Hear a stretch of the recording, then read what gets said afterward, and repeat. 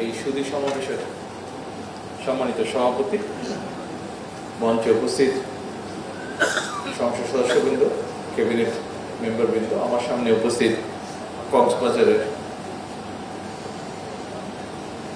বিভিন্ন শ্রেণী পেশার সুধীবৃন্দ এবং উপস্থিত আমার দলীয় নেতৃবৃন্দ এবং কর্মীরা, আসসালামু আলাইকুম। আমার সামনে একটি কাগজ আছে, এই কাগজটিতে মোটামুটি ভাবে আজকের এই অনুষ্ঠানে কক্সবাজারের বিভিন্ন শ্রেণী পেশার মানুষ যারা উপস্থিত আছেন বা বিভিন্ন সংগঠনের যারা প্রতিনিধিত্ব করছেন তাদের কম বেশি একটি সাংগঠনিক আছে, যেমন পর্যটন শিল্পের প্রতিনিধি, রেস্টুরেন্ট মালিক, গণমাধ্যম কর্মী, পরিবহন মালিক, শ্রমিক সংগঠন, ধর্মীয় প্রতিনিধি, এরকম বিভিন্ন সংগঠনের ব্যক্তিবর্গ উপস্থিত আছেন। অর্থাৎ আমরা যদি এভাবে চিন্তা করি যে মোটামুটি ভাবে এখানে যারা উপস্থিত আছেন তারা মোটামুটি ভাবে সকলে মিলে কক্সবাজারের সকল শ্রেণী পেশার মানুষের প্রতিনিধিত্ব করছেন, অর্থাৎ যাদেরকে দিয়ে কম বেশি কক্সবাজার পরিচিত। সুধীবৃন্দ, কক্সবাজার শহরে ঢোকার সময় একটি বিরাট বড় সাইনবোর্ড দেখেছি আমি, আছে ওখানে লেখা আছে পৃথিবীর ওয়ার্ল্ডের সবচেয়ে লংগেস্ট সি বিচ লেখা আছে। আপনারা কেউ বলতে পারবেন? নিশ্চয়ই বলতে পারবেন। তারপরে আমি জানতে চাইছি যে কত লম্বা এই সি বিচটি? 99 মাইলস বোধ হয়, খুব সম্ভব 99 মাইল, 100 মাইলের মতো। একটি পার্থক্য আছে পৃথিবীর বিভিন্ন বিচের সাথে এই বিচটির আরেকটি বৈশিষ্ট্য আছে, একটি পার্থক্য আছে, সেটি কি কেউ বলতে পারবেন? ইয়েস, সবচেয়ে লংগেস্ট স্যান্ডি বিচ এটা।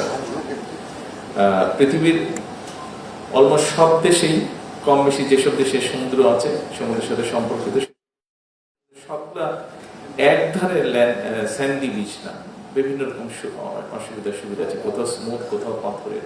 আমাদের এটাই হচ্ছে একটা বৈশিষ্ট্য। এই বৈশিষ্ট্যটা আমাদেরকে আরো সুন্দরভাবে পৃথিবীর বুকে বোধহয় তুলে ধরতে হবে। দেখুন, আমি আমার বক্তব্যে একটি কথা বলেছি যে এইখানে আপনারা যারা আজকে বিভিন্ন সংগঠনের প্রতিনিধিত্ব করছেন, মানে আপনারা সকল মিলে কক্সবাজারকে প্রতিনিধিত্ব করছেন। সেই কক্সবাজারকে যদি তুলে ধরতে হয় তাহলে আপনাদের সকলকে কিন্তু এগিয়ে আসতে হবে সমানভাবে, আপনাদের সকলকে সমানভাবে এগিয়ে আসতে হবে। সরকার অবশ্যই এগিয়ে আসবে। আমরা যদি, যেহেতু বর্তমানে বিএনপি দেশ পরিচালনার দায়িত্বে আছে, একটু আগে এখানে মন্ত্রী সাহেব সালাউদ্দিন সাহেব উনি যেই কাজগুলোর কথা বলেছেন, আপনারা যদি বিশ্লেষণ করেন তাহলে দেখবেন যতবার বিএনপি দেশ পরিচালনার দায়িত্বে ছিল মোটামুটি কক্সবাজারকে ঘিরে বড় যে পরিকল্পনা হয়েছে এবং বাস্তবায়িত হয়েছে সবগুলো কিন্তু বিএনপি সরকারের সময় হয়েছে। কাজে বিএনপি বর্তমানে দেশ পরিচালনার দায়িত্বে আছে। অবশ্যই কক্সবাজারের যাবতীয় যে সকল এখানে সংসদ সদস্য সহ যারা বিভিন্ন সময় যে সকল কথা বলেছেন, কক্সবাজারকে উন্নত করার জন্য, কক্সবাজারের যে পটেনশিয়ালিটি আছে সেটিকে আরো সুন্দরভাবে বড়ভাবে তুলে ধরার জন্য যেগুলো করা প্রয়োজন, অবশ্যই সরকার অবস্থান থেকে সরকার চেষ্টা তো অবশ্যই করবে, কাজগুলো করার বাস্তবায়নের চেষ্টা করবে। কিন্তু আপনাদেরকে সকলকে এগিয়ে আসতে হবে, কারণ কক্সবাজার আপনার। এখানে আপনারা যারা আজকে সুধী সমাবেশে কক্সবাজারকে রিপ্রেজেন্ট করছেন, কক্সবাজার কিন্তু আপনার শহর এটি। কাজে আপনার শহরকে যদি তুলে ধরতে হয় তাহলে আপনাদের সকলকে এগিয়ে আসতে হবে। যেমন একটি কথা আমি বলি, সেটি হচ্ছে আপনি শহরে ঢুকলে শহরের বিভিন্ন জায়গায় আমরা দেখেছি, যেটি আপনারা চাইলে, আমার মনে হয় সকলে মিলে চাইলে, এখানে যতগুলো প্রতিনিধি আপনারা আছেন, আইনজীবী সমিতির নেতৃবৃন্দ আছেন, স্কাউট প্রতিনিধি আছেন, সাংস্কৃতিক প্রতিনিধি আছেন, শ্রমিক সংগঠন প্রতিনিধি আছেন, বীর মুক্তিযোদ্ধা আছেন, ধর্মীয় প্রতিনিধি আছেন, ছাত্র প্রতিনিধি, জুলাই যোদ্ধা আছেন, নারী সংগঠক আছেন, শিক্ষক প্রতিনিধি আছেন, ব্যবসায়ী প্রতিনিধি আছেন। আপনারা যদি সকলে মিলে চান, সকলে যদি বসে একটা কাজ কিন্তু আপনারা করে ফেলতে পারবেন। দেখুন, সকলে মিলে কিন্তু আপনারা কক্সবাজারকে পরিচ্ছন্ন একটি নগরী হিসেবে গড়ে তুলতে পারেন। এই কাজটি কিন্তু আপনারা করতে পারেন। আপনারা সকলে মিলে চাইলে, বিশেষ করে এখানে শ্রমিক সংগঠন প্রতিনিধি আছেন এবং গণমাধ্যম পরিবহন মালিকও আছেন। আপনারা দুইজনে মিলে যদি চান, ইচ্ছা যদি আপনারা করেন, আপনারা খুব সুন্দর ডিসিপ্লিন একটি শহর গড়ে তুলতে পারেন, যেখানে সবগুলো যানবাহন ডিসিপ্লিনের মধ্যে থাকবে, সুন্দরভাবে পার্কিং করবে, সুন্দরভাবে চলাচল করবে, ট্রাফিক নিয়মের মধ্যে চলাচল করবে, যেখানে মানুষ হাঁটার সময় নিরাপদ বোধ করবে যে হঠাৎ করে যানবাহন এসে তার শরীরের উপরে আছড়ে পড়বে না। অর্থাৎ আমি এটাই বলতে চাইছি, দেখুন সরকার করবে। আমরা যদি দেখি, আমি দুর্ভাগ্যবশত 17 বছর দেশে থাকতে পারিনি। আপনারা দেশে ছিলেন, আপনারা দেখেছেন দেশে কম বেশি সেই সময় কেমন কি হয়েছে। আপনারা যেই বিষয়গুলো এখানে এমপি সাহেব বললেন যে এই দরকার, এই দরকার, এই করতে হবে, এই জিনিসগুলো তো 17 বছর হওয়া উচিত ছিল। হয়নি কেন? হয়েছে? হয়নি, বাট হওয়া উচিত ছিল, তাই নয় কি? আমি বাংলাদেশের দেশে ফেরত আসার পরে গত 4 মাস 4.5 মাসে আমি বাংলাদেশের বিভিন্ন জায়গায় গিয়েছি এবং বিভিন্ন জায়গায় গিয়ে আমার কাছে মনে হয়েছে যেই কাজগুলোর কথা বলা হচ্ছে, এই কাজগুলো তো 17 বছর হওয়া উচিত ছিল, কিন্তু হয়নি 17 বছর। সেজন্যই যেই কথাটি আমি এটা দিয়ে বোঝাতে চাইছি আপনাদেরকে, দেখুন আমাদের অনেক কাজ জমে গিয়েছে। দেশকে পরিবর্তন করতে হলে, দেশকে একটি ভালো জায়গায় নিয়ে যেতে হলে, মানুষের ভাগ্যের পরিবর্তন করতে হলে আমাদেরকে অনেকগুলো কাজ করতে হবে। আমরা প্রায় শুনতাম বাংলাদেশকে আমরা সিঙ্গাপুর বানিয়ে ফেলবো, বাংলাদেশকে আমরা কানাডা বানিয়ে ফেলবো, বাংলাদেশকে আমরা অমুক বানিয়ে ফেলবো। আমি বাংলাদেশকে অন্য কিছু বানাতে চাই না, বাংলাদেশকে আমি একটু বেটার বানাতে চাই, একটু বেটার। সিঙ্গাপুর বানানোর আমাদের দরকার নেই, একটু বেটার করতে পারলেই আমাদের ভালো হবে। কিন্তু সেই কাজটি যদি আমাদেরকে করতে হয়, সরকারের একার পক্ষে হয়তো সম্ভব না, সেটা আমাদের সবাইকে মিলে আমাদেরকে করতে হবে। আজকে আপনারা যেগুলো এলাকার উন্নয়নের জন্য আপাতত দৃষ্টিতে আপনারা যেগুলো বলেছেন, বিভিন্ন প্রকল্পের কথা বলেছেন, যেমন সকালবেলা আমি যখন এয়ারপোর্ট থেকে নেমে আমার প্রথম যে কর্মসূচিটি ছিল পাতেলিয়া খাল খোয়ানো, পাতেলি খাল খোয়ানো, ওখানে যাচ্ছিলাম। কোন উপজেলাটা? সদর উপজেলা। ওখানে যখন যাচ্ছিলাম, তো আপনারা নিশ্চয়ই রাস্তাটা চিনেন, সোজা যাওয়ার পরে একটা বাম দিকে আমরা চলে গেলাম, আর ডান দিকটা সোজা চিটগাং চলে গেলাম। তো বহুদিন পর এসছি, তো আমি সালাউদ্দিন সাহেবকে, আমি গাড়ি চালাচ্ছিলাম, সালাউদ্দিন সাহেব আমার পাশে বসে, আমার স্ত্রী এবং সালাউদ্দিন সাহেব এসছি, ওনারা দুজনে পেছনের সিটে বসেছিলেন, আমরা দুজন সামনে। তো আমি সালাউদ্দিন সাহেবকে জিজ্ঞেস, আচ্ছা এটা কোন রাস্তা, এটা কি চট্টগ্রাম যাওয়ার রাস্তা? উনি বলেন যে হ্যাঁ, এটা চট্টগ্রাম যাওয়ার রাস্তা। তা আমার মুখ দিয়ে হঠাৎ করে বের হয়ে গেল, আরে এটা তো এই রাস্তা তো 25 বছর আগে আমি যেমন দেখে গেছিলাম তেমনি হয়ে গিয়েছে। আমি লাস্ট 2005-এ এসেছিলাম, এখন হচ্ছে গিয়ে 2026 চলছে, তো তাহলে 20 বছর তো হয়েই যাচ্ছে। তো এই এত বছরে তার মানে চেঞ্জ হয়নি রাস্তাটা। তা আমি তখন বললাম যে তাহলে এখন আমি বুঝতে পারছি। আমাকে কয়েকদিন আগে সালাউদ্দিন সাহেব বলেছিলেন যে এটা 6 লেন করার প্রয়োজন, উনি প্রয়োজনীয়তাগুলো বলছিলেন। তা আমি এমনি চিন্তা করছিলাম যে এত রাস্তা তো বড় হয়েছে শুনেছি, তা আবার এখন কেন 6 লেন করতে হবে? তাহলে তো আবার গাছ কাটতে হবে, বিভিন্ন রকম ক্ষতি। কিন্তু আজকে দেখার পরে আমি বুঝলাম যে না, সত্যি এটি প্রয়োজন, যেই কাজটি। আমি ওনাকে বললাম যে আপনি আসেন ঢাকা, আসার পরে চলেন আমরা দেখি কোথায় কি আছে, আমরা কাজটি শুরু করবো, এটা নিয়ে আমি আলাপ করবো। এইরকম অনেক কিছু আছে যা আমাদেরকে করতে হবে। আপনি শিক্ষার ক্ষেত্রে বলেন, স্বাস্থ্যের ক্ষেত্রে বলেন, দেশের ব্যবসার প্রসারের ক্ষেত্রে বলেন, যোগাযোগ ব্যবস্থার ক্ষেত্রে বলেন।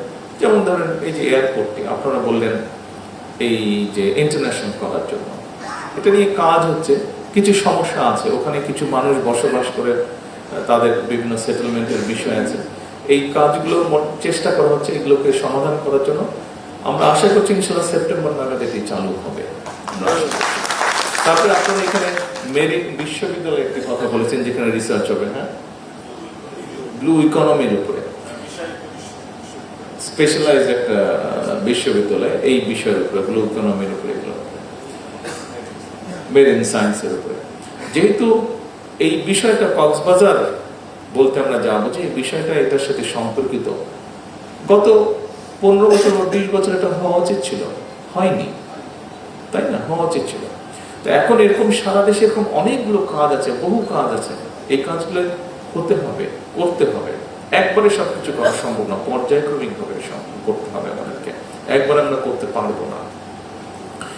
বর্তমান সরকার যখন দেশের পরিচালনার দায়িত্ব নিয়েছে, আমরা খুব ভঙ্গুর সবকিছু একটা অবস্থা পেয়েছি।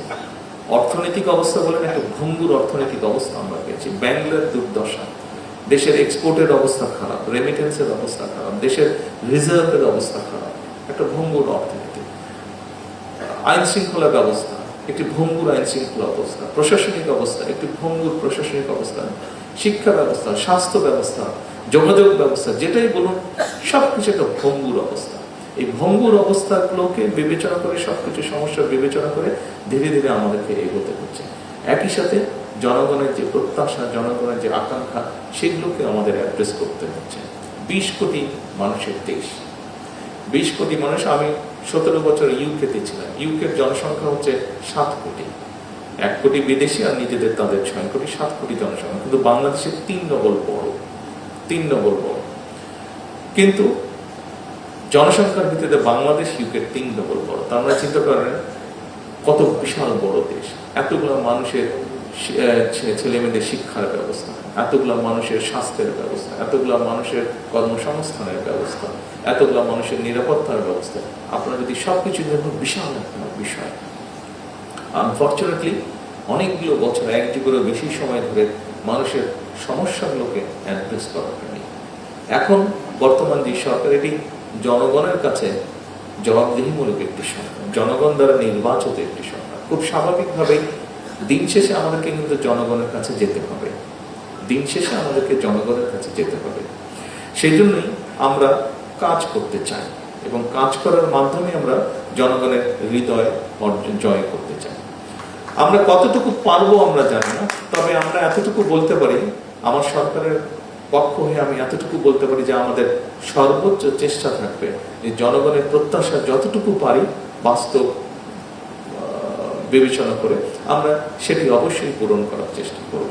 এবং একই সাথে আপনাদেরকে আরেকটি কথা বলতে চাই, আমাদের লক্ষ্যই হচ্ছে, একটু আগে যেই কথাটি বলেছি যে কক্সবাজার নিয়েও যদি বলেন, শুধু কক্সবাজার ধরেও যদি আমরা বলি, কক্সবাজারের যতটুকু ডেভেলপমেন্ট হয়েছে দেখা যাবে তার 70-75% বিএনপি সরকারের সময়, যতবারে বিএনপি। সেই জন্যই আমরা সেই লিগেসিটিকে ধরে রাখতে চাই। সেই লিগেসিটিকে ধরে রাখতে চাই বলেই আমরা রাত দিন পরিশ্রম করছি, চেষ্টা করছি, যা গত বহু যুগ ধরে হয়নি, জমে আছে মানুষের যে চাওয়া, মানুষের যে প্রত্যাশা, সেগুলোকে অ্যাড্রেস করার জন্য, সেগুলোকে বাস্তবায়ন করার জন্য। কিন্তু দেশটি কিন্তু আমাদের সবার, আমরা একা সরকারের পক্ষে কোনো কিছু করা সম্ভব না। সেই জন্যই আমি বলেছি, আপনারা যদি কক্সবাজারকে একটি পরিচ্ছন্ন নগরী হিসাবে গড়ে তুলতে চান, তাহলে এখানে যতগুলো সংগঠন আছে, আপনারা যদি কালই সবাই মিলে বসে সিদ্ধান্ত নেন যে কক্সবাজারকে আমরা পরিচ্ছন্ন নগরী করব, আপনারা কিন্তু আগামী 1 সপ্তাহের মধ্যে করতে পারবেন। এখানে 2টি সংগঠনের কথা আমি উল্লেখ করছি, সেই 2টি সংগঠন যদি একসাথে বসে সিদ্ধান্ত নেয় যে কক্সবাজারকে আমরা একটি ডিসিপ্লিন শহর, অর্থাৎ যানবাহন ডিসিপ্লিন বেঁধে চলবে, পার্ক করবে, সবকিছু করবে, সুন্দরভাবে থাকবে। আমরা ছবিতে যেরকম বিদেশে থেকে গাড়িগুলো কিভাবে রাস্তায় চলাচল করে, গাড়িগুলো কি সুন্দরভাবে একপাশে সুন্দর করে পার্ক করে, এরকম যদি দেখতে চাই, যেহেতু টুরিস্ট শহর, দেশের মানুষে যেমন এখানে আসে, পৃথিবীর বিভিন্ন দেশ থেকে এই দেশে মানুষ এইখানে আসে মানুষ দেখতে, কাজেই শহরটাকে আমরা সুন্দর করে করতে পারি। এরকম অনেক কিছু আছে যা আপনারা নিজেরাই করতে পারেন, সরকারের মুখোমুখি আপনাদের করতে পারেন। মূল কথাটি হচ্ছে, আসুন দেশটি আমাদের সকলে, আমরা শুধু সরকারের উপর দায়িত্ব না, সরকার জনগণের সাথে কাঁধে কাঁধ মিলিয়ে কাজ করবে। আমরা যদি সকলে মিলে এগিয়ে আসি, নিশ্চয়ই আমরা আমাদের এই দেশের অবস্থার পরিবর্তন করতে পারবো। যেমন পরিবর্তনটি আমরা প্রত্যাশা করি, যেমন পরিবর্তনটি আমরা যখন নিজেরা পারিবারিক পর্যায়ে বসি, বন্ধু বান্ধব নিয়ে বসে, আহা আমার দেশটা যদি এমন হতো, সেই আহা থেকে আমরা বাস্তবে রূপ দিতে পারবো যদি আমরা সকলে মিলে এগিয়ে আসি। যদি আমরা মনে করি যে হ্যাঁ, এই দেশটি আমার, এখানে একটি ময়লা পড়ে আছে, এই ময়লাটি সঠিক জায়গায় ফেলার দায়িত্বটা আমাকে নিতে হবে, এইভাবেই যদি আমরা শুরু করি, আমরা ইনশাল্লাহ এগোতে পারবো। আজকের এই সুধী সমাবেশ হয়তো আপনারা প্রত্যাশা করেছিলেন যে আমি বিভিন্ন দাবি দাওয়া উপস্থাপিত হবে, আমি সেই দাবি দাওয়াগুলো বলবো যে হ্যাঁ, এই দাবি দাওয়া আমরা বাস্তবায়ন করবো। কিন্তু আমি এই কথাটি বলতে চাচ্ছি না আপনাদের কাছে। এই জন্য বলতে চাচ্ছি না যে দাবি দেওয়া যেটাই হবে, আসুন আমরা একসাথে মিলে কাজ করব, আমরা একসাথে মিলে দেশটাকে গড়ে তুলব। আজকে এই কক্সবাজারের সুধী সমাবেশের মাধ্যমে বাংলাদেশের সকল সুধী ব্যক্তিদের কাছে এই প্রত্যাশা রেখে আমার বক্তব্য শেষ করছি। আল্লাহ হাফেজ। বাংলাদেশ।